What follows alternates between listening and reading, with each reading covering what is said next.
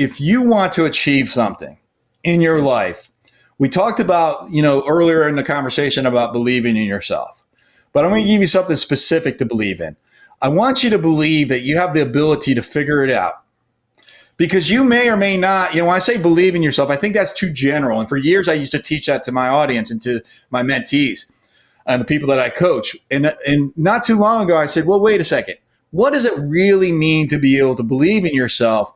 And if I believe in myself, what do I have to believe about myself? And I've sort of distilled that to one thing, which is I can believe that I've got the resources. I mean, geez, Google, ChatGPT. If you can't figure something out in this day and age, it's because you're not trying. So when I believe that I can figure something out, that's the basis to having that really strong faith in yourself to be able to achieve whatever it is that you are meant to achieve.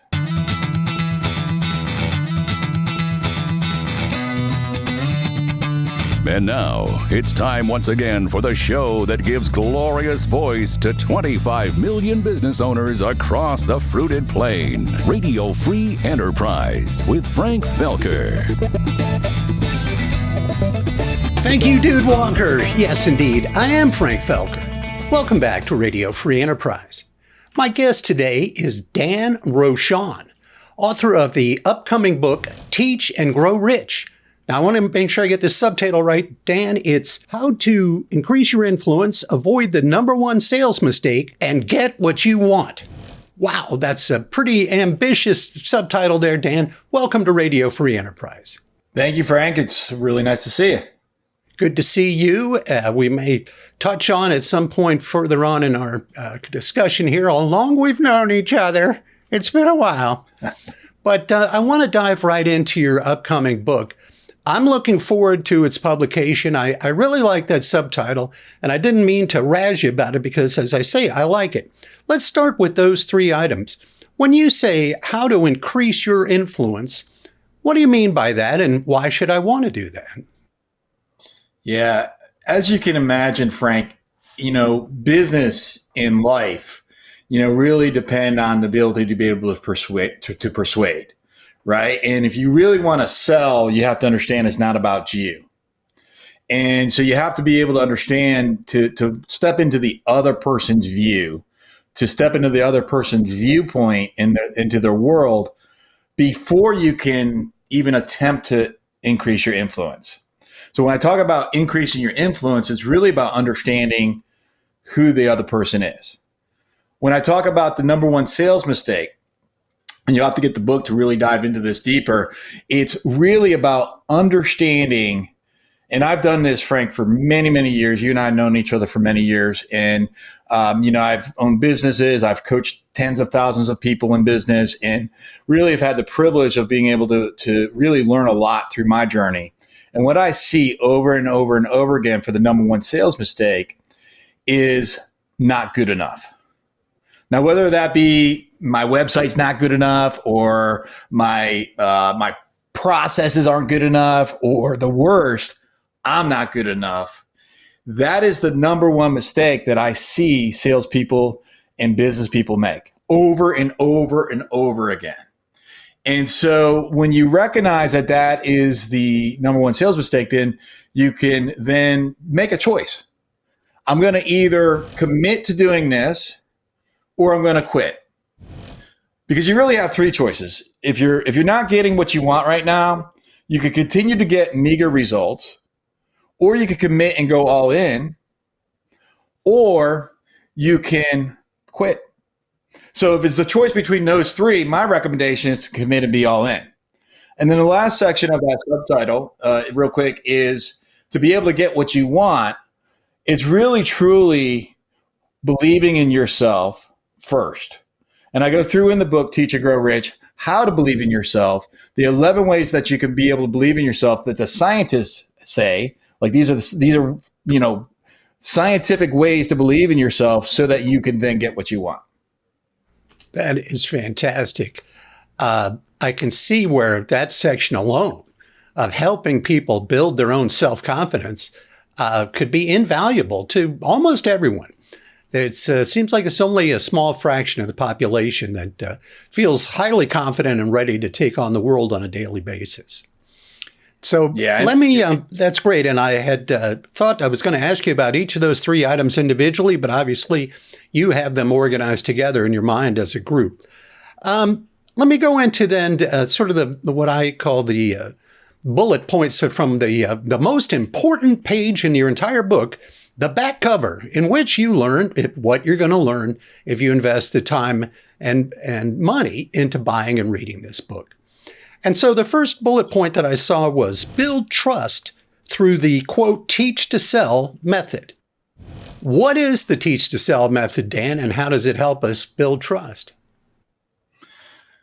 If you can remember, Frank, and for the listeners and audience, if you can remember going back all the way to school, however long that's been, and there was somebody, a teacher in your school that influenced you, one that you can remember right now vividly, to say that is the person that made a difference in my life. And I want you to think about that person right now. And when they're in your mind, I want you to consider, if you ran into them at the grocery store, they came in, knocked on your door, whatever, however way you interacted with them, and they gave you some advice, I want you to ask yourself, would you consider to follow that advice? I bet the answer to that is yes. So now if you sit there and consider, why would I follow their advice, or at the very least listen to them? It's because they earned trust. How did they earn trust? Well, once upon a time, you were struggling with a bad breakup, or maybe something in your family was going wrong, or maybe you were having some doubts about yourself. You weren't believing in your own abilities. And that teacher entered into your life. And that teacher saw you for who you're meant to be. They saw you for something, for somebody greater than maybe you even saw yourself. And through that, they earned trust.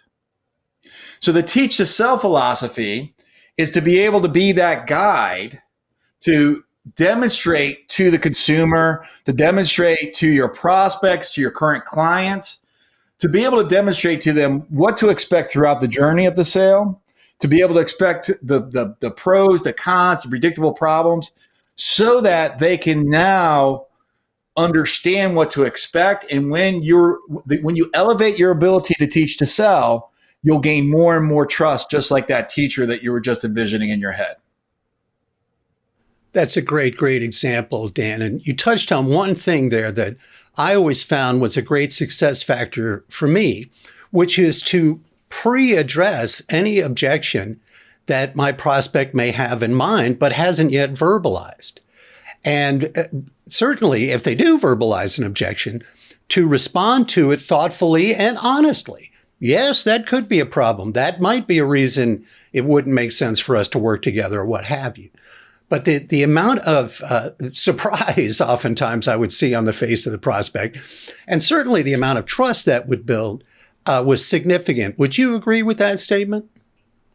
I think when you're able to prevent the predictable problems of a transaction, the cycle of whoever you're serving, and you're able to accommodate that before it happens, when you're able to teach to sell, to be able to say, hey, Mr. Consumer, every once in a while, it doesn't happen often, but every once in a while, this particular thing may go wrong with the service or with the product. When you do that, if it does go wrong, then they look at you like, damn, Frank, you're a freaking genius. And Frank, you are a genius, right? And so when they understand that, before it happens, you position yourself as the authority, as the guide, so that in the unlikely event that something does go wrong, you've already prepped them. And when you're able to handle the objections, like you mentioned, before they come up, then they're going to trust you so much more when you're proactive in the communication rather than reactive. Because if the objection comes up and now I handle it, it seems almost like I'm just trying to sell. Right. But if I prep the conversation and proactively handle the objection before it comes, if it becomes just like, oh, okay, I was thinking about that. and now they feel reassured. Yeah. And that's the real thing. And I know that this is at the heart of how you work with customers, is having their best interest in mind. I may be jumping ahead here a little bit, but I remember a discussion or something that I read that you had written that had to do with helping the other person get what's best for them, not necessarily what's best for you. Could you speak to that for a moment? In neurolinguistic programming, there's several presuppositions. And one of those presuppositions is the communication is the response that you get. And so we go through life often, and I hear, many people say, well, they didn't understand what I meant. They didn't hear what I was saying to them, whatever the case may be. But when you understand that your communication is the response that you get, then you become more responsible for who you're being, more responsible for what you're saying, more responsible for the way that you're interacting with another person. And so as you become more responsible for the way that you're communicating and you take responsibility for communication being the response that you get, now you suddenly can put them first rather than yourself. And granted, sometimes it takes a little bit of a risk to do this, right? Because you become vulnerable. You become vulnerable to put somebody else in front of you. Yet if you're willing to take that risk, and if you're willing to really care for another human being, then you're able to, Zig Ziglar. I mean, if you help enough people get what they want, you'll always get what you want, right? I had the privilege of meeting Zig Ziglar once upon a time, and I agree with Zig on that. And so I think that accommodates or answers the question of what you're asking there. Yes, absolutely. And what that really comes down to is something that I've written about, which has to do with sales is something you do for someone, not something you do to someone. And I really encourage more people to consider sales as a career choice because it can be so lucrative, but also it's a service-based job. But you and I could go on about that for a long time. Sorry to cut you off there, but I want to go on to your next bullet point in terms of what you'll learn reading the book. The second bullet point is create engaging and effective content. Now, I kind of want to break that into all three of those words. What sort of content are you talking about? What do you mean by engaging and what do you mean by effective? Engaging and effective sort of work, hand in hand. So when you think about the effective is, are you getting the result that you want to get? So you have to think, well, what's the result that I want to get? Is it I want to have awareness? Is it that I want to be able to help somebody? Is it that I want to be able to make a difference and make an impact in somebody's world? What I believe is the most effective way is to, again, follow the teach to sell philosophy, where you educate the consumer. There's a company called Patagonia, and they educate the consumer, and they do clothes. But they educate the consumer in a way, they're aware of like the natural, the environment. And so as they're educating about the environment, then the people who they're educating, the people that they're teach to sell, that they're doing that with, they now become advocates. They become fans. And so then when they say, well, I want to get some clothes, well, they're going to think about that company. So when you're thinking about engaging content, when you're thinking about effective content, the top producing content is one that you're going to be an educator, that you're going to walk them through, not just what to expect about the journey, but something that may be parallel to your product or your service, such as the environment, which really is not even directly, connected with clothing, other than maybe, put a parka on if you're, going to be in a blizzard, right? But there's a way that you could communicate to be effective, to gain trust. And that way is really to embrace, to educating your consumer. What sort of content can we create and generate that's going to have that effect for us? Think about what you do. Let's say you're a plumber. And let's say that the consumer is gonna, I'm not a handyman. You don't want to call me to fix your toilet, okay? In fact, I got 2 toilets right now that are, like you got to jiggle the handle, because they're running. So if I was a plumber, I would do content such as, hey, you got that, you have to jiggle that to get that water to stop running in your toilet. Well, here's how you fix it. And now you become the educator. Okay. Now, at some point, you're gonna be able to present your offering, which is, oh, hey, by the way, if if this gets too big for you to handle or you don't have the time to handle it, give me a call. I'd love to be able to help you. And so it's really about educating first, and then saying, oh, by the way, I can do this, save you time, save you money, save you hassle, or maybe it will cost you a little bit of money, but at the very least, I mean, trust me, you don't want me turning a wrench. At the very least, you're not going to break something and cause more harm rather than help. So you mean things like blog posts and videos, or what? How are we going to educate our target tribe? Yeah, social media. There's two words in social media, one of which is media. So when you can consider media, you could consider, posting on YouTube, posting on podcasts like what we're doing right now. You could consider, Facebook, Instagram, TikTok, all the different social media platforms is really LinkedIn. It's really, figuring out like what's relevant, because each different, Instagram is going to be different than YouTube. It's going to be different than TikTok. So it's figuring out what's your platform, and then what do you do within that platform? Frank, something that I know that you do an incredible job is we call this buffaloing. Okay, so what I mean by buffaloing is the Native Americans, when they would kill a buffalo, they would use every single part of that buffalo to some sort of effect, from the hooves to the blood to the meat to the fur. Every single part of that buffalo was used. So when you create content, and again, this is why I mentioned that you do such a great job with, Frank, is you take that one long form content and then you slice and dice it to multi-purpose it for the appropriate venue. And so something that may be appropriate on Instagram is going to be different than on YouTube or whatever the case may be. But you could do just a conversation just like what we're doing right now. And you can edit that. You can put it into shorts. You can put it into reels. You can put it in all kinds of different cool stuff. And then you could take one 1 hour presentation, and you could have enough content for an entire month if you chose to repurpose it in that way. That's a fact. And I was wondering where you're going there, because just like we don't want to call Dan to fix our toilet, you don't want to call Frank to butcher your buffalo. I'm definitely not that guy. I faint at the sight of blood. Many nurses can attest to that. But in any event, you're right. And once you have captured that content once, you can slice it and dice it. And all of these platforms give us a great opportunity to connect with our target market. Now, let's keep moving forward. Your next bullet point is establish authority in your niche. And, it may be that you've already pretty much answered that question as far as how to do that. But how, if you would just give a quick idea of how the effective and engaging content helps establish you as an authority.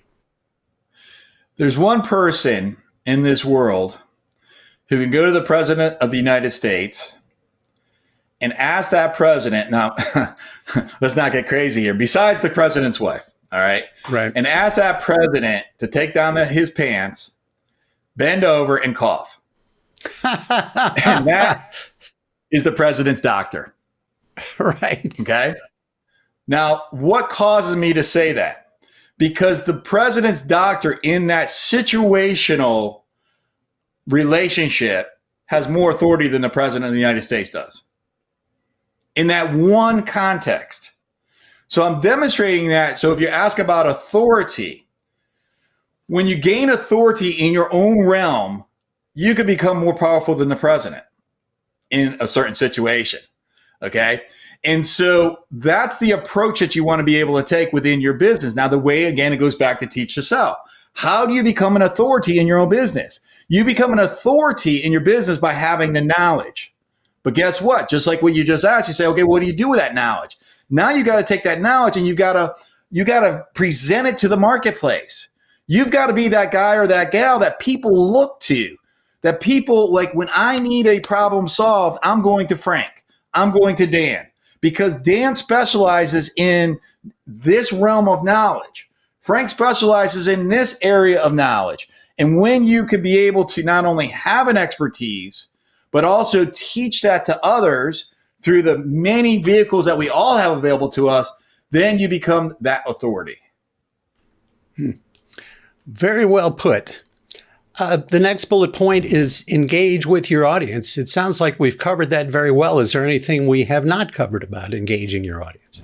Well, you can be strategic. So one of the things that I do, for example, on a daily basis, I've got a few thousand. Well, I had to redo my Facebook a few years ago. I used to, be maxed out at 5,000 friends, and what I did when I used that as an opportunity. Somebody hacked my Facebook, and they put it to rest, my old Facebook. And so I use that as an opportunity. I said, okay, well, I'm going to rebuild this. But as I rebuild it, I'm going to rebuild it with my avatar. And so today I have 3,500 or so, something like that, a decent amount, but it's not maxed out. And what I do is I'm strategic on the engagement. So I'm thinking before I want somebody to see something to say, what would Facebook want to know if Frank is friends with Dan on Facebook? How would Facebook know that Frank wants to see what Dan posts, on a regular basis? Well, the strategic way, the tactical way to do that is each day I go into 10 of my friends randomly. I type in Q and see who comes up, R and see who comes up. And I go in, I look at their feeds and I say, hey, nice dog. And so now when I say nice dog to Frank, Frank says, thanks so much. Now we've engaged back and forth. So that's using the engagement smartly. So now when I post something that I want as many people as possible to see, Frank's very likely to be one of those people who's going to see it. Another smart way that you could do things, such as like using YouTube, for example. I do regular YouTube videos. When I do a YouTube video, it's the strategy that we employ with that is we'll post the YouTube video. At the same time as we post the YouTube video, I'll send out an email to my market list. And I've got a large market list, right? So there's around 30,000. I've got two market lists, one around 30,000 email marketing and another around 30,000. So around 60,000 is divided into different categories, but most likely it's going to go to one of those 30,000 people. So if you consider that now you may not have 30,000 in your market base. That's okay. Once upon a time, I did not either, but you got to start somewhere. So I'm going to post a YouTube video. The second I post a YouTube video, I'm going to email it out to my audience. And then I'm going to advertise it $5 a day for 7 days. I regularly get thousands of views on my YouTube videos on the No Broke. If you search No Broke Months on YouTube, you'll find them. And I regularly get thousands of views by just employing that one technique. So you post it, you email it out to your thousands of people or hundreds of people or tens of people or however many people you have. And then you advertise it for whatever you can afford for 7 days. And you will be amazed at the engagement that you'll get by that one technique. That was a great tip, Dan. Thanks for sharing that. Really good. I know one person who's going to use that idea. Okay, the last bullet point is convert learners into customers. And obviously, that's the object of the exercise. That's what feeds the bulldog, as we like to say. How do we do that? How do we convert learners into customers? Well, you have to understand that when you're selling a product or a service, oftentimes, there are times where you can create an emotional desire for something. Okay, if you're walking in the mall, for example, they take the little perfume packets and they're like, "Hey, pretty mama, here, check this out." Right? They don't say that to me anymore, right? But I'm just teasing. But pretty daddy, I guess. So you can you can intend to create some sort of action, okay, in conversion, right? But what I find is more likely that you're not able to create a desire as it is that the desire is going to be a situational type thing. So, for example, if you're an auto mechanic and you want to, sell more services, well, unless if something breaks in somebody's car, they're not going to come to you and just say, "Hey, come fix my brakes. They're not broken, but I want you to fix it." Right? That's not going to happen. And you can't manufacture that like the guy with the perfume at the mall can. But what you can do if you're that auto mechanic is that you can set yourself up for success so that when my car breaks down, and I don't want to create that as a reality anytime soon, right? That I already have somebody that I know, like, and trust. This goes back to teach to sell. How will I best know, like, and trust them? I'm going to best know, like, and trust the guy that I see on the different social media, that's educating the consumers. And now In that case, when I have the need, I'm already as a consumer thinking, oh, I'm going to call this person right here because they could be able to help me. Then the service provider, so now let's flip the seats and let's say now I'll call you the service provider rather than the guy that needs the mechanic. The service provider's job is to be able to really what I call the CPI communication model, which is to be in rapport. So rapport is a connection of energy. Rapport is we're spiritual beings, housed in this human condition. Okay, so we're spiritual beings in a human condition. Rapport is your spirit and my spirit interacting with each other. So service provider, number one, is be in rapport. Number two is ask adept questions. And an adept question is really coming from a place of curiosity, such as like, what is your need? If it's the mechanic, well, tell me what's rattling. Tell me, when's the last time you had a service? When have you changed the oil? That type of thing. Then actively listen. So as somebody who can improve your communication, what are you actively listening to and for? What you're actively listening to and for is not just the words, but it's that, remember I told you about rapport as a connection of energy? You're actively listening to and you're actively listening for the connection of that energy between you and I to see is a hesitant, hey, do you want to buy? Yeah. Well, does that really sound like a yes? Doesn't sound like a yes to me. You heard the yeah. That's a yes, sort of. Right? But when you're paying attention to the energy, you can say, wow, that person's not committed. The worst thing you could do as a sales professional is to get somebody who's not committed to buy from you because that's when the problems are going to arise. So you could simply take that yeah as a smart salesperson and say something like, is that a yes? And they'll say, well, yeah. And you say, is that a yes? Well, yes. And now you can see the change in the transform in energy went from a hesitant yes to aren't you freaking listening to me? I said yes to you 4 times. Yes is a yes, right? And now the energy from the person you're selling to is like 100% hell yes. That's great. Wonderful stuff.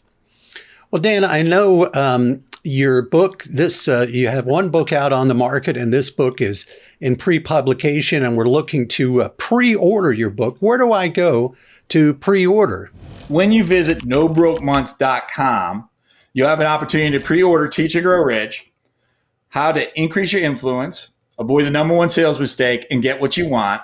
And because it hasn't been published yet, and I want to be able to provide you value up front, when you get that, you're going to get a bunch of free goodies and an electronic swag bag, which include the worksheet, 11 Ways How to Believe in Yourself, the a paragraph, chapter of a book, You Can't Lie to Me, from body language expert Janine Driver, how to get people to call you back guaranteed, and many other assets of goodies that I'm going to be able to give you. As soon as you pre-order, you're going to get all those goodies and more in an electronic swag bag, because I want to be able to, just like what I was saying, I want to be able to educate you up front. I want to teach to sell. I want to be able to help you. I want to be able to be your guide.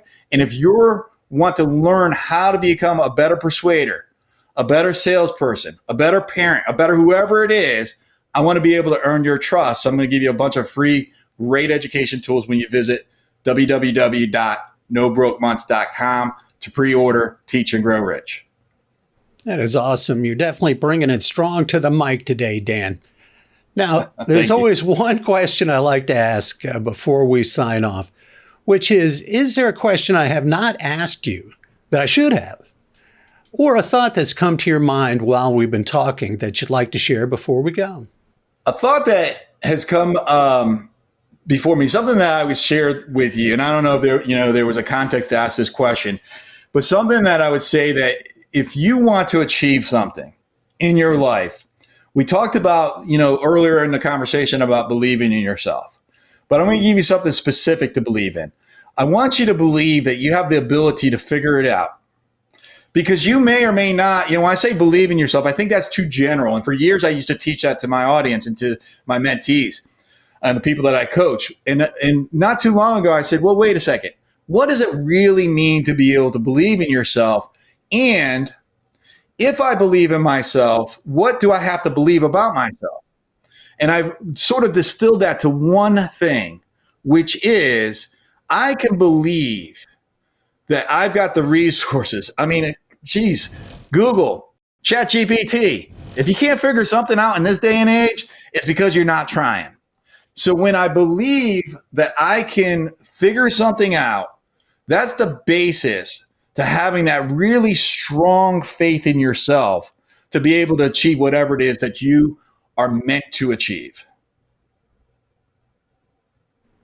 You've left me speechless, Dan, and that's a hard thing to do. I got to tell you, that was strong. Dan Rochon, thank you so much for joining me today on Radio Free Enterprise. You're welcome. Thanks again to Dan, and thank you for joining us.